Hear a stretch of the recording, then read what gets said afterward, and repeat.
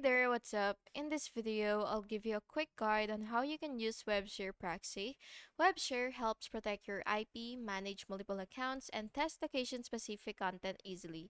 So the first thing that you have to do is, of course, make sure that you have a Webshare account ready.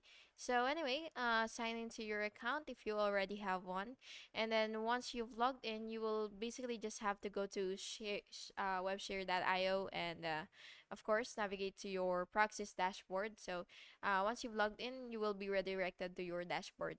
So anyway, what you will have to do is choose proxy type.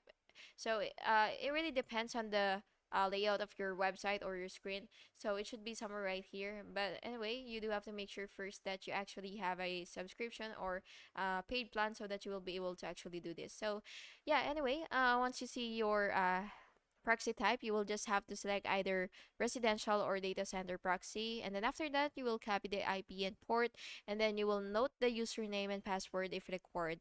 And then next, you will add the proxy to browser. And in your browser or software like Go Login, you will just have to go to your network or proxy settings, and then you will paste IP, port, username, password, and then click save.